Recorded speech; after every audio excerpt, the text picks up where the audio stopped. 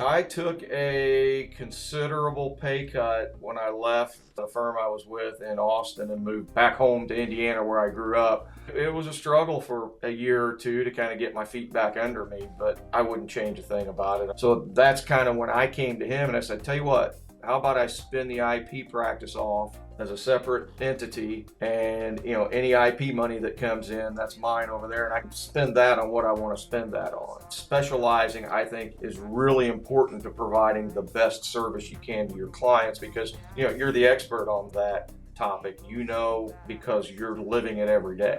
Don't be afraid to try things. I mean, you're gonna fail. Not everything you try is gonna work, but take it and learn from it and pivot and keep moving forward. The hard part, I think, about, and where I'm struggling with a subscription plan, is how to market that and sell it to somebody that hasn't worked with me before. Welcome to the Founding Partner Podcast. Join your host, Jonathan Hawkins, as we explore the fascinating stories of successful law firm founders.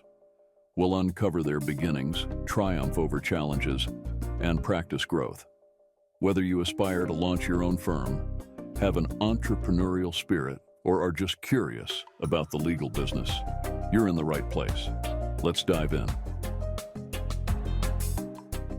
Welcome to Founding Partner Podcast. I'm your host, Jonathan Hawkins. I'm excited to have my friend Rick Martin on the show today.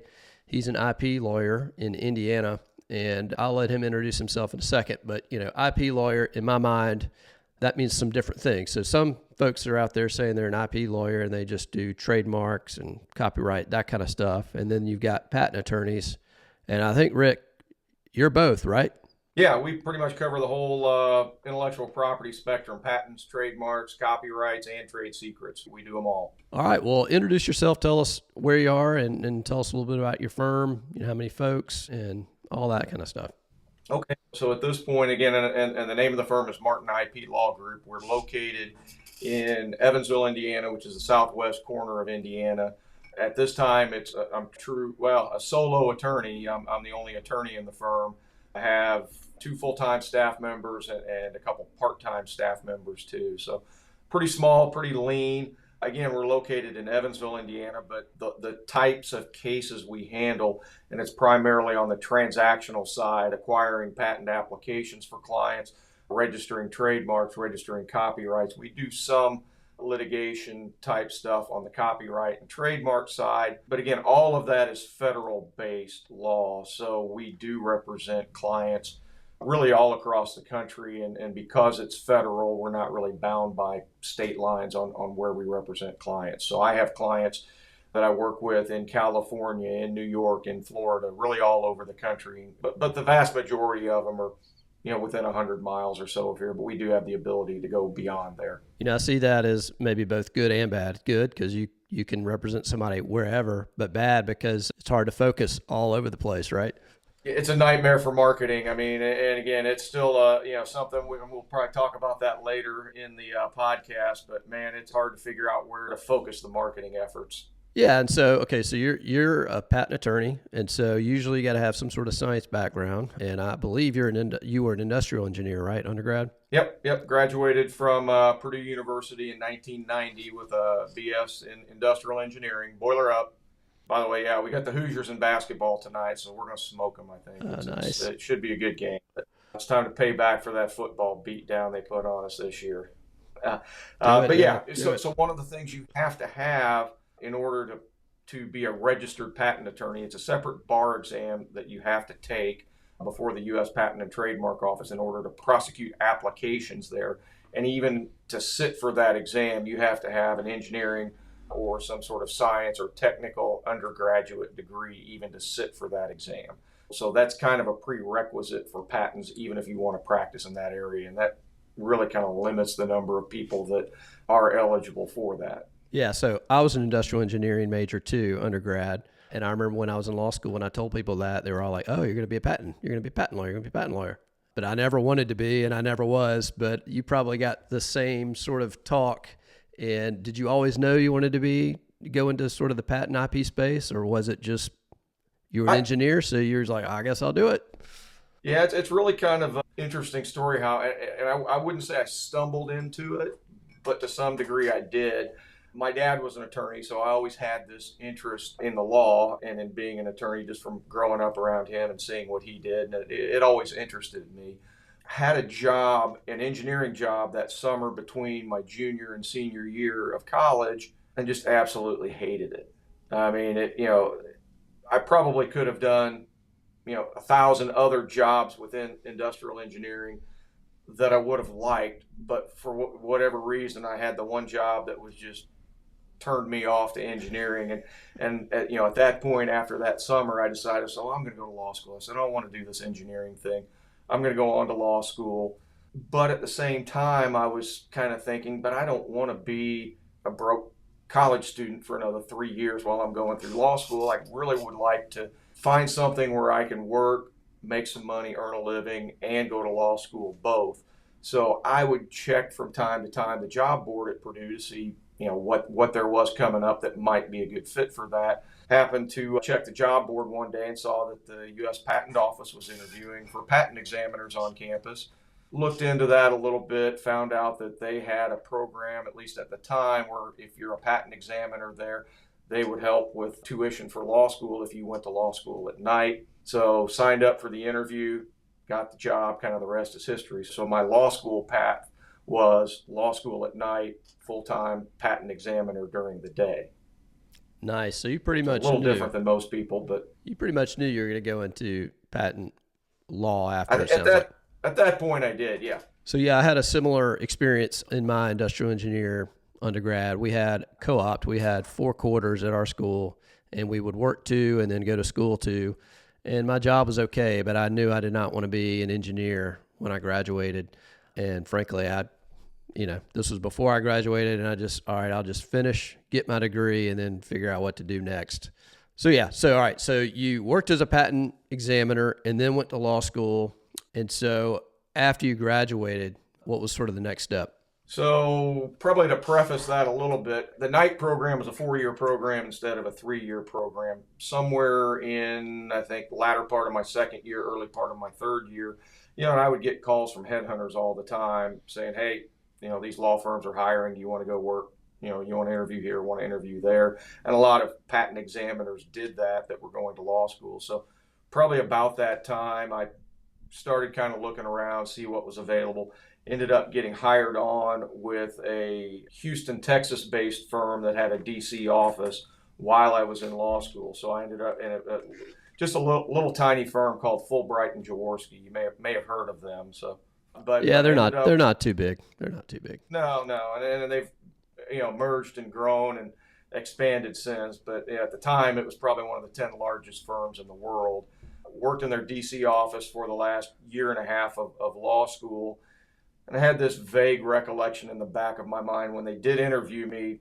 They had some, lawyers from the Houston office did come up and conduct the interviews as well. So I interviewed with attorneys from the Houston office and the DC office. And I remember them asking me, so if we decide we want you to move to Houston after you graduate, is that going to be an issue or a problem? And I kind of said no. I said, I don't really have any ties to Washington, D.C. My family's not here. So yeah, sure, whatever. And wouldn't you know it, a couple months before graduation, Houston office calls up and says, hey, we want you to come down to Houston. So that's where I went. So I kind of followed them down to Houston, worked there for a couple of years. Ended up then, again, you still get those headhunter calls. So I ended up moving from there to another firm in Austin, Texas, which loved the city. But that was probably the turning point that made me decide I was done working for somebody else, and I was done working for big firms, and it was time to start my own practice, or at least do something where I had more control over my days and my time and the cases I took and the cases I didn't take. All right, we're going to dive into that. So big law, they pay well. They've always paid well. And then on top of that, the patent lawyers always got a little juice too, I think, right? A little bit more, at least it used to be that way. Oh, yeah. I mean, it was, it wasn't a pay issue for me. I mean, they paid well.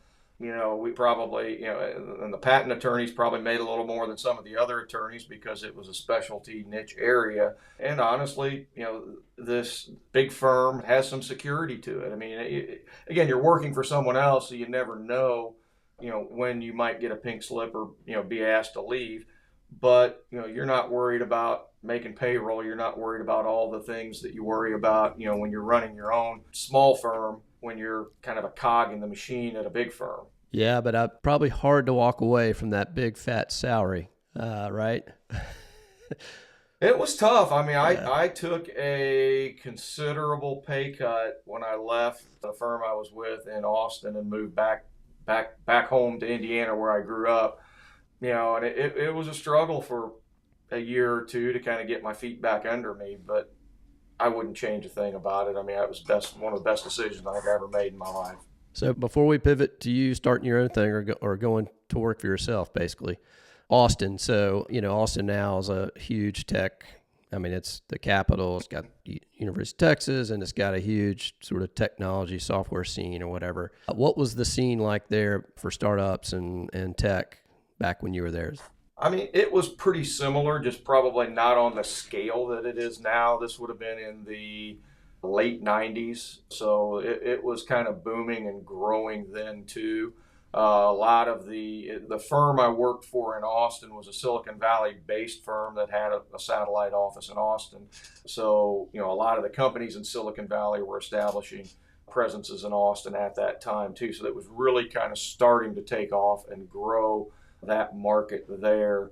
So, again, the firms there were growing and expanding. One of the problems I felt, when I hired on at this firm in Austin, there were 20 attorneys in that office. I was there for 1 year before I left, and there were 40 attorneys when I left. So Holy they crap. doubled the attorneys in that office in 1 year. So it wasn't I hired on, I interviewed with a partner. There was one associate that was senior to me, two that were junior to me, and the group that I hired into, really kind of respected, liked them, thought, these are good people for me to work with.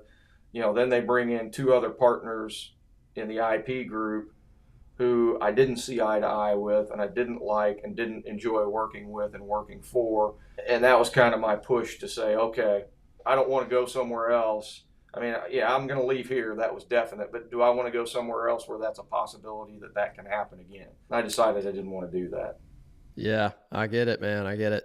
So real quick, one other question about Austin. Doesn't have anything to do with the law necessarily, but I've always been curious, and I don't know if you know the answer, but, obviously when talent starts to congregate in the same area, it just sort of becomes a thing. So, you got Silicon Valley, you got Stanford and all that, and obviously it just keeps growing. What was it that all of a sudden put Austin on the path to becoming sort of what it is today? I mean, why Austin versus some other city?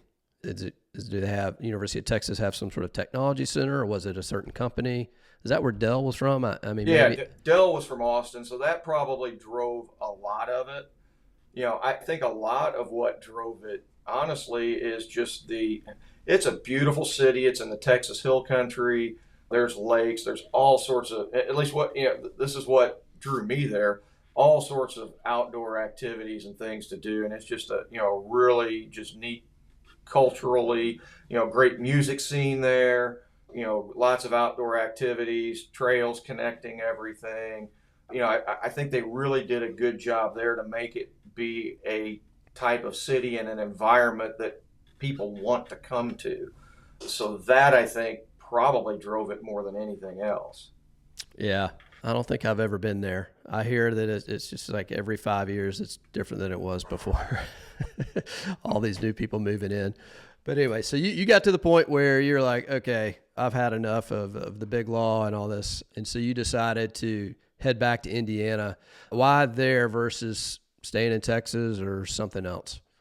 Well, and part of staying in Texas, again, I think I could have left that firm, gone to work for another firm, could have, maybe left, gone in-house, or, any number of things that I could have done there. But leaving there and starting up, I didn't feel that I had enough, presence there or enough contacts really to leave and start up my own firm. I think that was going to be difficult there. Going back home, again, I mentioned my dad earlier. He had general practice here in Indiana. And I'd always kind of had in the back of my mind I was interested in doing that. So at that point I decided, I'm going to go home and do the family business thing and go to work with my dad. And I did that. So for the next several years, I did a little bit of everything, what we call door law. Anything that comes in the door, we're going to handle it. So I was doing criminal defense, I was doing divorce work, I was doing civil litigation, estate planning, you name it, we were doing it. I was still doing some IP.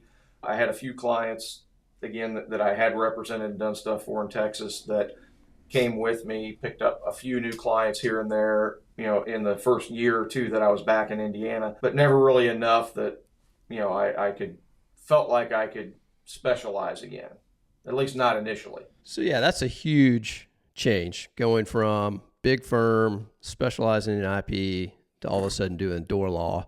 Yeah. And you're doing a little bit of everything. That had to be a huge transition. How how did you handle that? And then the additional dynamic of, family, working with my dad. So he's a great guy and very easy to work with, and was a good mentor in helping me, grow and get along in that area. But yeah, it was a big adjustment. I got used to kind of, after 5 years of, I guess, big firm stuff, I had kind of set in my mind how things were to be done. And that's not the way small firm operates. So I had to kind of change my thinking on a lot of things about, how things work.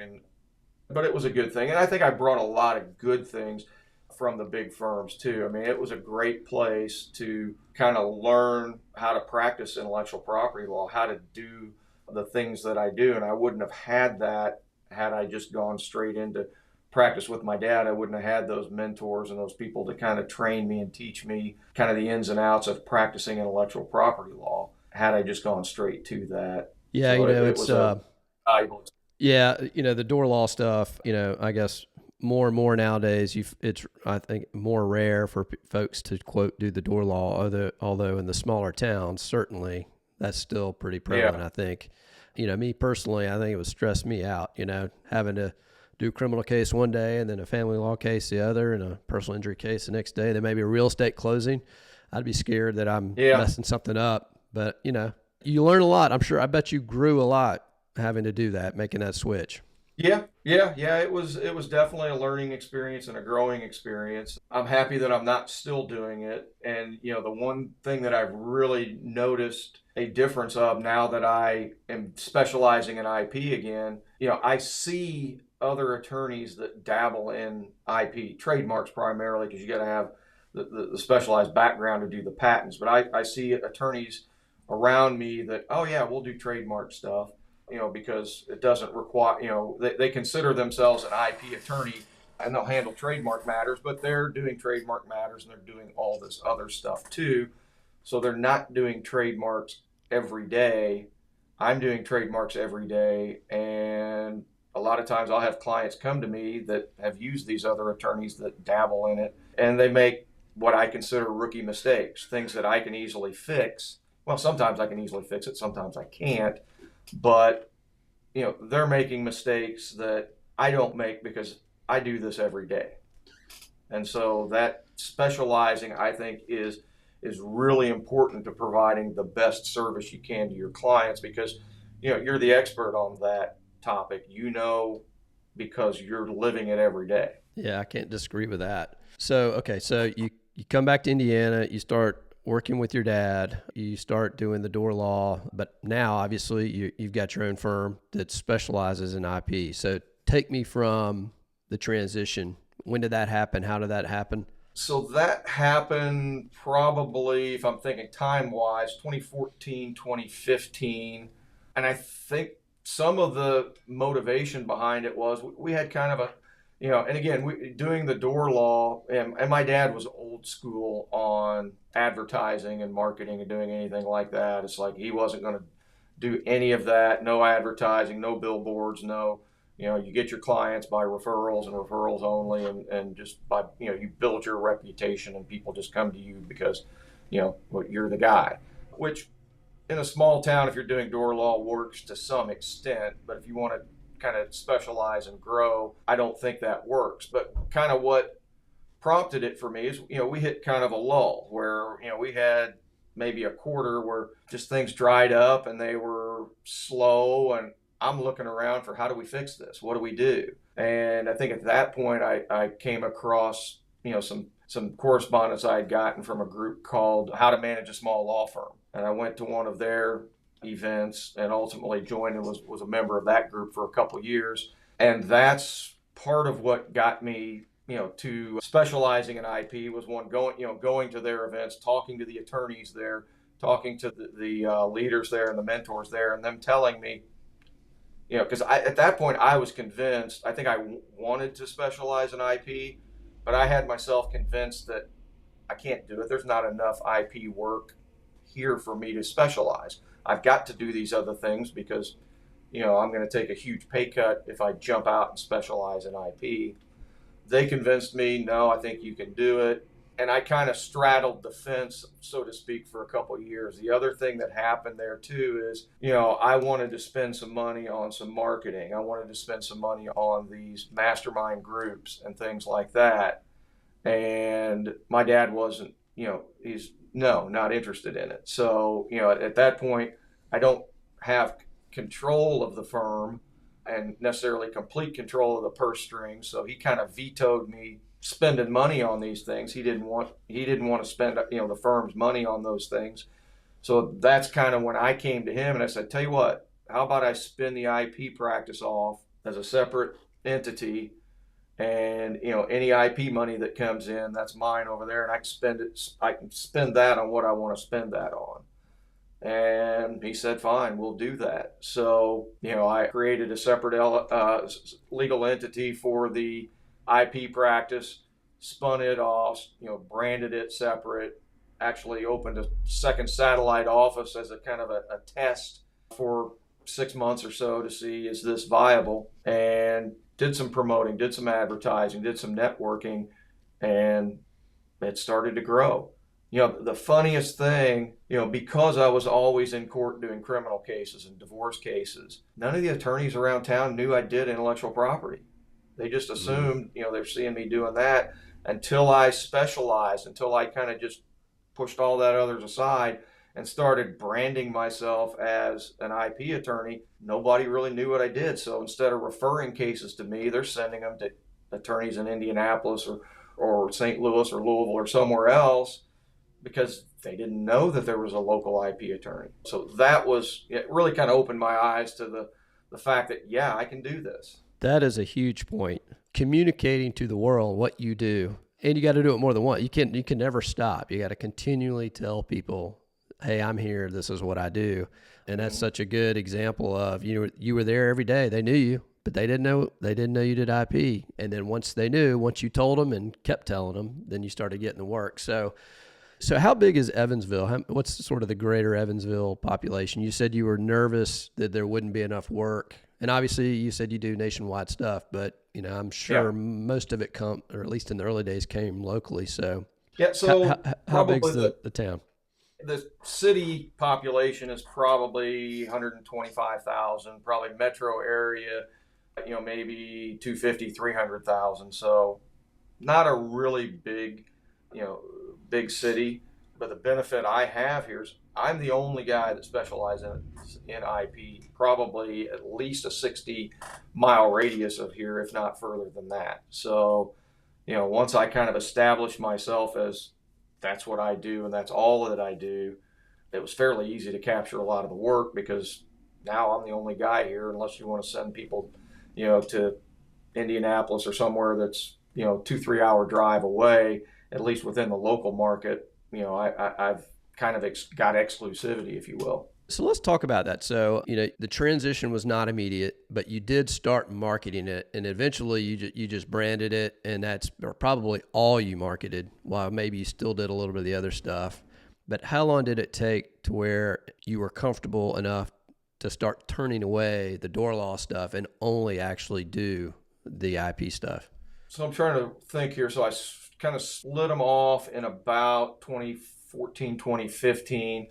I would say it was probably 2 years before I was comfortable, maybe almost 3 years. It was a couple years before I was comfortable kind of just splitting, kind of saying, I'm not doing, these types of cases anymore, or at least I'm not accepting new cases like that anymore. I still had some that I'm like, okay, I'm going to wrap up what I'm doing, but probably 2017, 2018, in that time frame was when I finally made the decision. I said, okay, actually it was fairly easy early on. I'm like, I'm not taking any more divorce cases. That was the first one that, no more family law cases.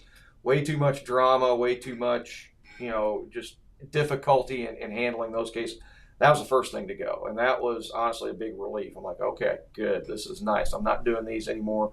Still continue to do the criminal stuff for another year or so after that. But yeah, it was 2 to 3 years before I really felt comfortable saying, okay, I'm done with that. We're going to just focus solely on IP. And then a little further down the road, I was still getting, I was still essentially, my dad was approaching retirement age, so I'm still managing both. And I've got an office in Evansville that does the IP work. I've got an office in a neighboring county that does the door law work. So I'm bouncing back and forth between 2 offices, trying to manage staffs in 2 offices and run 2 different practices for about 3 years there, which was difficult to do. Yeah. I mean, it would be much easier if the 2 practice areas were aligned. Then you're really running one firm just with 2 offices. I was running 2 firms that did completely separate things for 2 or 3 years there. Dad retired at the end of 2019, and at that point I tried to sell the practice, had a couple potential, offers there, but nothing that I thought was really a sustainable, option. So at the end of 2019, thankfully right before COVID hit, I closed that other office. I said, I'm done, shut it down and wrap things up. It's challenging enough to run that one was firm. tough to do for a couple reasons. It was my dad's firm that he built, and he'd been practicing for 50 years. And at the same time, it was, cutting off that extra income stream that was kind of nice to have. Yeah. So operating one law firm is challenging enough. You had to do 2 there for a while. So yeah, that's a lot, I imagine. Yeah, it was beating me up pretty bad. I was relieved to be down to just 1 again. Okay, so you're not in a huge city, but you've proven that niching down can work, which is cool to see. Real quick, thanks for listening. If you're getting any value out of this podcast, please take 2 seconds to hit the subscribe button and leave a 5-star review. It would really mean a lot to me. Now back to the show. Let me ask you a little bit about your practice. So how do you bill and charge clients? Is it hourly? Is it flat fee? How do you do stuff? For the most part, we bill flat fee. So particularly on the transactional stuff, all of that I bill flat fee. If I'm preparing a patent application for somebody, a trademark application, a response to an office action, all of these are things that I've done enough times that, once I sit down and take a look at it, I've got a pretty good idea how much time it should take. And so I'll quote the client a flat fee for that project. And it's usually within, I can give a range as to, a provisional patent application is going to usually run between $4,000 and $6,000. Once I've talked to the person and got an idea of what their, invention is, I can set a specific fee, usually within that range, and that's the fee. And I look at it, if I can get it done in less time, good for me. If I'm not particularly focused, it takes me longer to get the application done, well, the client shouldn't have to pay for that. I'm providing not necessarily a product, but in some sense it is a product. It's a patent application. So they shouldn't have to pay more just because for whatever reason I wasn't on my game that week and as efficient as I usually am. So yeah, I don't like the hourly billing model, and I use it as little as possible. And so we've talked a little about sort of subscription models. Is that something that you're exploring? I want to hear your take on that. That is something that we've been doing for several years with a couple of what I'll call select clients, and it seems to work very well for certain startup companies all the way up to, ongoing businesses that have what I'll call some significant IP needs. If you're a company that has, although we can tailor it really for anybody's needs, but we do have some subscription plans where essentially The client will pay a flat monthly fee, and we will offer a package of services as part of that flat monthly fee. And that may include, it will almost always include some regular proactive strategy planning with them to say, okay, we're going to meet once a month, once a quarter, whatever the frequency is for the plan that you're on, just to touch base, see where you're at, see what you're doing, and so that we can proactively make recommendations for where you need to go next with protecting your IP. That's, I think, critical to every plan, is that proactive rather than reactive approach. And that gives them the benefit of having somebody on board with IP expertise that can be with them every step of the way and identify what their needs are before it becomes a problem, and be proactive about taking care of those things. Beyond that, it may be that your interest is only branding and trademarks. You've got some products and services that you want to brand and protect those brands. We can build a plan for that. Maybe you have some, an R&D department that's building and developing new products and new inventions all the time. We can build a plan that covers filing patent applications. We even have clients that we have on these plans that are a step beyond that they operate internationally. So we not only do we handle registering and protecting their patents and trademarks in the US, but we have networks of attorneys in other countries that will handle extending those rights into Europe, into South America, into other parts of the world. So we can really do a lot of things with these plans and really kind of custom tailor it to their needs. The big benefit for them is it helps them with budgeting and planning. Is probably one big benefit to these, what I'll call the fractional IP council plan is what we call it. But these subscription plans are, they can budget for it. They know that every month their bill is going to be $2,000, $5,000, whatever the flat fee is, and we're going to provide these services. They're not going to get a $20,000 bill this month or whatever the case may be and kind of have the roller coaster of billing that they would have otherwise. We're going to kind of flatten that out so they can plan for budgeting. And again, the other big benefit of it is it's the proactive service, not the reactive service, in that we're identifying issues and issues before they become problems and taking care of them. I'm really interested in subscription plans, and I want to explore this a little further. So it sounds to me like, well, let me ask, do you have what I'll call sort of off-the-shelf plans that sort of anybody can get, or are they all bespoke for each client depending on what their needs are, or maybe combination of both? Yeah, probably a combination of both. I've got, and I think I refer to it as and they're on our website. We've got kind of a couple different plans. And again, they're all customizable within there. We've got a startup plan that's really kind of built for, again, startup company, somebody that's, maybe you've got a product you're developing. It might need patent protection. It might need trademark protection. And you might need to form an LLC or an S Corp or something like that to shield yourself. We've got plans that cover, these companies from infancy up to a certain point, and that take care of and advise them on their needs to get from here to here. We've got a plan that's specific for branding and protecting your brand. The one that I've used most often, we've got what we call the enterprise plan, and that's the full package that I just talked about. You're getting your patents, trademarks. We're meeting once a month to stay on top of everything you're developing and make sure we've got it covered, not only in the United States, but worldwide if you're into those areas too. And that's probably the plan that I've had the most success with, and that, I've had the most, fun from my standpoint on too, because it's just very rewarding to see, these clients be able to take their IP portfolio and build it into something that brings value to that company. All right. Now that's the key word. So I am actively exploring and investigating how to put together a subscription plan for my law firm clients. Yeah. And so I talk to a lot of people, and one of the challenges I'm finding, there are many, but one of them is creating a package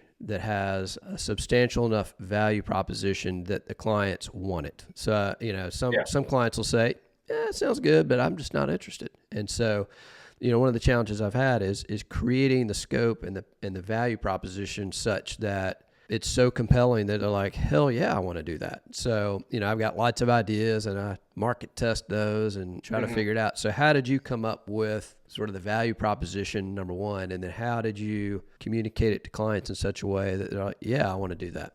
Yeah, and it's a great question, and it's a problem I have to some degree too. The problem I have with it, it's easy for me to sell to clients I'm already working with, and that's where I've had the most success in promoting these subscription plans because I can go to them and I can look and say, well, last year you spent this much money with me, and your bills were kind of up and down and all over the place, and let's flatten it out, let's be proactive, this is going to be better for you. And I can tell you every time that I've approached an existing client with this subscription plan, they're like, where do I sign up? So it's, and again, you know them, they know you. It's easier to build that plan for them. The hard part I think about, and where I'm struggling with a subscription plan, is how to market that and sell it to somebody that hasn't worked with me before, and how to kind of explain that they may have worked with another IP firm, or they may be working with another IP firm, so to that degree they might be able to grasp the value proposition in it, but that's a tough nut to crack, and I'm still struggling with that one too. And it's a great point, and I think my experience is probably similar. I think for folks that I've worked with for a while, I think because each other's relationship, it's probably easier sell. It's that other, I've had plenty of people just tell me, look, if I need you, I'll hire you. I don't want to pay a subscription. And so part of it is like, well, you're going to get all this value. I'm on call and you get all this value, blah, blah, blah, blah, blah. And I think I have in my mind the package that would be compelling. And then I guess the last point is the price point. You got to have a good price. I mean, if you're charging $1 gazillion, doesn't matter how much value you're putting in there, they're not going to do it. So you got to price it right. But then on the other hand, you don't want to price it too cheap because then they think they're not getting any value out of it. It is a tough nut to crack, and it's one I'm working on. So we'll need to talk more about that offline. But yeah, and I'll tell you one thing that I learned early on with probably the first client that I had on this plan. And again, that client evolved. I literally started with them when they were a startup working out of their garage, and grew into, it was a race timing systems company. They developed a system where, and this is back in the early 2000s, one of the first companies to come out with these disposable timing tags for, these 5K and 10K races. Before that, you had a big clunky thing that they strapped to your ankle, and you had to stand in line and get it cut off at the end of the race, or they charge you $25 for not returning it. They figured out a way to use RFID technology, put it into a disposable tag that costs pennies, and then you just, you keep it. Then they figured out how to put it right into the race bib instead of on the shoe. And so they were constantly developing new technology on it. Of course, they're, running all these races, so we're branding all of the stuff too. But I started out with them on the first couple patents, and then this was, 2-3 years into it when I went with them with the pitch to say, hey, I'm rolling out this new subscription plan. Are you interested? And they basically said, hell yes. Where do we sign on? So that was the first client. But back to my original, the thing I learned, they ultimately ended up being bought out by a bigger company. And I stayed on with the subscription plan for about a year with this, new bigger company. It was Lifetime Fitness, which is out of, Minnesota, bought them. But when I was dealing kind of one-on-one with the guy that started up the company, he knew what I was doing, and I didn't have to tell him what I was doing.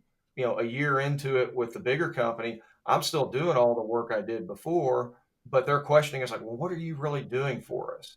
We don't see the value in it. So the one thing I adopted after that, and the lesson I learned, I think, was ever since then, with all the clients I have on this plan, I send them an update once a month. And that's a detailed report of here's everything we did for you last month.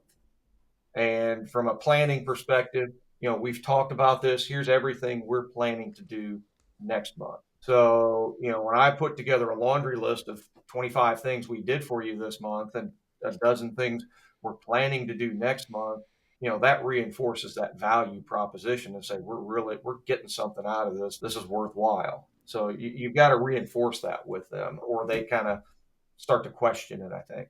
I think that's good advice there. I think that's really good. And I think it's cool. I've been in those races, man. So you represented the company and invented those things. Yeah. That's Yeah. cool. That's one of my favorite client stories and favorite experiences. And again, and I talk about that in the closing part of my book, the benefit of them working with me, not only from the beginning, but then in the subscription plan, we were able to build value into that company with their IP. I mean, we probably had a half a dozen patents and more trademarks than that on various things when they got bought out. And I can't really talk about what the dollar figure that they got bought out for, but the founders were able to retire off of that and not work, another day again. And a good portion of what Lifetime Fitness was buying from them was the intellectual property, and that has great value to most businesses today. I mean, if you look at Google, Apple, Microsoft, most of their value is in their trademarks, is in their patents. That's what drives those companies and is what is of value to those companies, not their inventory, not their equipment, but the IP is we're in an era that's where value is in companies. And what we try and do with that fractional IP council plan is to walk them through that and help them build that value. Yeah, I mean Nike. It's all in the word Nike, right? I mean, oh yeah, it's well. You mentioned your book, so let's talk about that. So I know recently, I guess I don't know exactly when, but you recently, maybe within the last 6 months, published your book. So let's talk about that. What's the book, and when did it come out? So the book, I just happen to have a copy right here. So it is How to Build a Multi-Million-Dollar IP Portfolio. It came out in September, toward the end of September of last year when it was released, and it's available on Amazon. We also, and I think we sent you a link, so if you want to include it, we've got a link on our website where people can go download a free digital copy if they want, or if you prefer the paperback copy, it's available on Amazon for purchase there. But yeah, that's kind of a little bit about that. And so let's talk about the book. So you released it in September. What kind of impact, or can you tell what kind of impact has it had on your practice at all? Just getting the word out. Yeah, again, it's being an author kind of, in other people's eyes, they look at you a little differently. They're like, wow, you wrote a book. Wow, you're an author. I got invited to speak places before, but that's kind of increased based on the book. I had people, that probably have known what I do for a living for 10 years or more that are affiliated with the universities and stuff in the area and say, oh, hey, I saw your book. I want you to come talk to our entrepreneur class, or I want you to come do this or do that. So it really kind of elevates your expertise in the eyes of a lot of other people. It's funny because I didn't really think, it turned out to be to other people a lot bigger deal than I thought. I don't even think I told very many people I was writing a book. I mean, you knew, people in my mastermind group knew. I don't even think I told my kids. Because after it came out, they're like, Dad, you were writing a book? I'm like, yeah. It's like, That's funny. I don't know. I just When didn't think it was a big deal, but it is. I have a YouTube channel, and I put these podcasts on there. And I remember when I told my son I had a YouTube channel, he was like, "Whoa, you got a YouTube channel?" I was like, it's not that big of a deal, but a book's a lot better than that. So yeah. So and I say too, from a marketing business development standpoint, it's a hell of a lot easier to say, "Hey, check out my new book. I'll send you the book." Than, "Hey, look at me, look at my website, look at my firm." It's a whole different way to market. And I'm wondering, how have you used it? Have you so you're only a few months in, so I don't know if you fully know the impact yet, but how have you used it? You've gotten speaking engagements, but what other ways have you used the book to market your practice? Well, I have a marketing team here locally that I work with, and they do a fantastic job. And they took a bunch of promotional pictures, some videos and things like that. We've kind of been promoting that on social media and did some paid ads on Meta, Google. We did some of that, and we ran those for about 2 months. We did a giveaway. I was like, okay, I'm going to, first 100 people that click on this link and give us your contact information. We're going to mail you a free copy of the book. And that blew up. I mean, we got 100 people within about 6 weeks of doing that. So that's 100 new potential contacts, which was, probably 3 or 4 times the normal leads we were getting in that time frame, which created another problem. I don't have somebody to follow up on leads. I needed to hire somebody because I'm busy doing all of these other things, including the legal work. I'm like, I don't have time to follow up on these 100 leads. You were that dog that caught the car, man. Yeah, exactly. So, at that point, I was convinced. I said, okay, this works. Writing a book was absolutely the right thing to do, and to kind of help put me and the business out there and promote what we do and to generate leads for the firm. But I got to turn it off now because we're wasting the money because we don't have someone to follow up. So shut that down, started advertising for an intake specialist, and we actually hired an intake specialist. She just has finished her second week here now, and so we're getting her trained up, and probably another week or so we're going to cut her loose on those leads to follow up with those leads. And then when we get caught up, we'll turn that advertising back on because I think it was very effective. That's cool. You've inspired me. It's on my list this year to get a book out. So we'll see. You gotta hold me accountable. But let's talk about your process. And I know a little bit about it because I've asked you about it. But sort of for everybody else who might be thinking, I mean, obviously, great story. It works. You're proof that it works. So what's the process? How long did it take from start to finish? And maybe there were some gaps in there too, but there were some big gaps, and I don't recommend the gaps part of it, but how the book started. And I think this is a great way to at least jumpstart it and get things going. Our mastermind group had a monthly challenge, and this was, it was maybe 2 years ago in May. We had a monthly challenge, and that monthly challenge was within our mastermind group to do something every day for 30 days.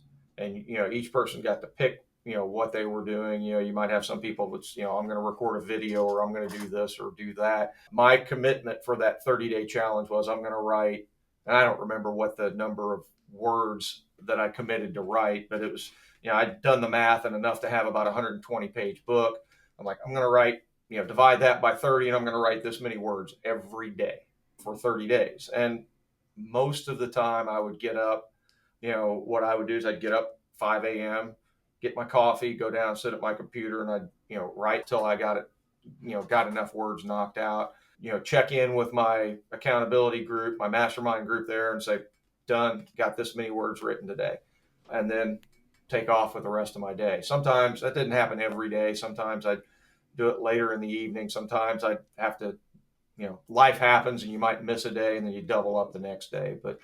But in that 30 days, I had a rough draft knocked out, and in that short of a time period. So it kind of helps you not to procrastinate. But I would encourage, again, having an accountability group when you do that, if you do it that way, because, that helped too, because I had to check in with them every day and say, I did it or I didn't do it. So that was an important part of it. But yeah, then the gap came in because, okay, I got this first draft done. And it was rough.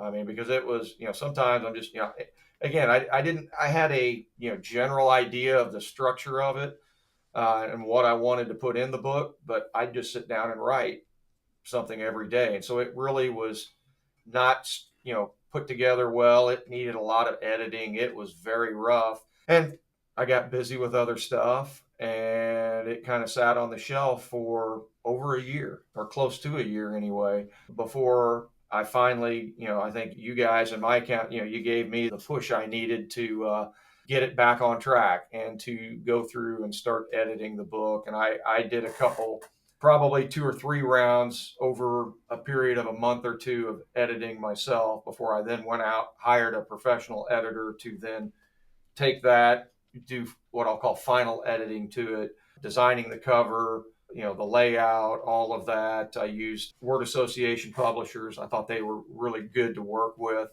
and they did a good job of putting it together. So, that took another, 3 or 4 months to kind of get all of that done before it was released in September. Well, that's cool, man. You've inspired me, and it's, I'm right. glad you're getting good success with it. And, it's, again, for The other lesson here is if you turn on the marketing machine, you better be ready for the flow that's going to come your way.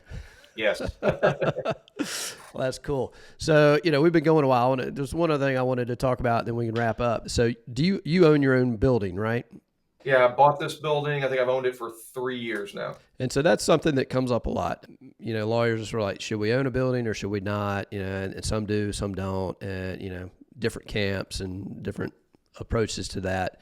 But yours is pretty substantial. You got other tenants, right? It's not just you. It's a decent sized building. Yeah, and I was looking. I kind of decided about 3 or 4 years ago I wanted to own my own building. And just to have the flexibility of that. And I was honestly looking for something that was smaller than this building, but that maybe had an upstairs that you could do some living space in, whether that was an apartment that I use sometimes or if I rented it out. That's kind of what I was looking for at the time. Then I stumbled across this building, and it's 12,000 square feet. It's a big building, and it's not really set up for residential. And so I'm like, but it was such a good deal, I had to buy it. So bought the building. Didn't require a lot of work to move my law firm into part of it. And then then the big question was, what do I do with the rest of it? And for a year, and it was one of those things. I knew the real estate market for office space was not good. This is coming out of COVID. The building that I had moved out of when I bought the building was half empty. And when I had moved in there 5 years before, there was a waiting list to get into that building. So I knew the market wasn't good for it, but I thought, well, if I can bring a tenant or two into that, 10,000 square feet that I'm not using without having to spend any money on it, then we'll try it. And it turned out exactly how I thought it would. After a year, I think the realtor only showed it to 3 people in a year. There just really was no interest at all. And again, the entrepreneur in me, I had this idea in the back of my head that a good use of that space would be individual office suites with some shared amenities, a couple conference rooms that they can all use when they need a conference room, shared common areas, bathrooms, kitchens, things like that everybody can use. Again, I had an idea that was a good use for it, but didn't have any solid, data that said, yeah, do it. I had some because I knew of another person that had a similar concept across town, and she was full and had a wait list. So I had some idea that it was going to work, but it was to some extent a leap of faith, because then I went to the bank, borrowed some more money to transform that, about 8,000 square feet of the building into 15 individual office suites on a hope and a prayer that I could rent them out. And we opened really about a year ago. Yeah, a year ago, February, I think, is when I put my first tenants in there. And by October, we had all 15 of them filled. Nice, man. Nice. Congrats. So the bonus there, it's a little bit, it's not too much. It so far hasn't been too much of a hassle as far as dealing with the tenants. They're pretty easy to work with for the most part, but you do have some issues from time to time. But, it's fun to some extent. And to me, it's another asset. It's something that's, 10, 15 years from now when I retire and the building's paid for, it's going to generate 6 figures of income for me for, every year. Yeah, that's nice. And I was going to ask, what's it like being a landlord? It has its challenges. I have clients, I've had them, or the tenants, I've had them set off the alarm at all kind of ridiculous hours and things like that, but it's usually not too bad. It's been an experience, and I'm learning to cope with it. But like I said, the income, and basically my law practice is in here rent free for the most part. That's a great perk. That's a great Yeah. perk. So let's wrap it up. But before we do, for those out there that are, have their own firms or thinking about their own firms, as you look back, are there any piece of advice that you would give them to help them maybe speed up their journey a little bit? Yeah, I think I've seen Colin, some of the other guys in our heroes group with Great Legal Marketing get there faster than I did, or sooner than I did. I kind of came upon those groups a good 10 years or so after I'd been in, practice for myself. So find other people that are like-minded, join a mastermind group or start a mastermind group and work with other people that are smarter than you, or at least have other specialties or, knowledge than you. And, use that to help you grow, because, again, they don't teach us any of this in law school. And a lot of it, you learn by reading and by just, trial and error and talking to other people. So that's probably the three things I would recommend is, read a lot of books on, leadership, on personal growth, on, marketing, on just all of these different things that you can do to, make yourself better and more aware of what it takes to do this. Finding, a mastermind group, other people that, can, one, hold you accountable, and two, kind of sometimes tell you, nah, I've tried that. That's a dumb idea. Or, maybe you should try this instead. Great resources there. Oh, and don't be afraid to try things. I mean, you're going to fail. Not everything you try is going to work, but take it and learn from it and pivot and keep moving forward. Yeah, that's huge. And, like you said, you learn so much from others, both people who are ahead of you and behind you. They've tried things that you haven't, and they've learned lessons that maybe you haven't, and made mistakes. And hopefully you can learn from their mistakes too. Yeah. There's some mistakes, I think you can hear it and you know it, and you're like, yeah, I know that, but you sort of have to learn it yourself to really know it. We've all done that, I think. Yeah. So, well, Rick, man, this has been great. I appreciate you coming on. And, if I ever buy a building, you're definitely on my list of people to talk to. So, okay, get your experience. So we'll see. I don't know. I have no plans to do it, but if I ever do. So yeah, for people out there that want to find you, or, maybe want to copy your book, where's the best way to get in touch with you? So, and we can send you some links. I assume you'll attach those, but our website is ipsolutionslaw.com. That's probably the best place to find us. My email, rick@ipsolutionslaw.com. So you can email me there. That's the easiest, probably the best ways to get in touch with us. Also on LinkedIn, Facebook, Instagram, Twitter, we've got accounts there that we can provide links to as well. The book is available either digital download on our website. We've got a page there for that. Or if you prefer the paper copy, that's available on Amazon. So how to build a multi-million-dollar IP portfolio is what you need to look for on Amazon. It's available. I think it's $16.95 on Amazon. Awesome. Rick, man, that's a good time. So thanks for coming on. All right. Hey, thanks for having me, Jonathan. Enjoyed it. Great chat. Thanks for listening to this episode of the Founding Partner Podcast. Be sure to subscribe on Apple Podcasts, Spotify, or wherever you get your podcasts to stay up to date on the latest episodes.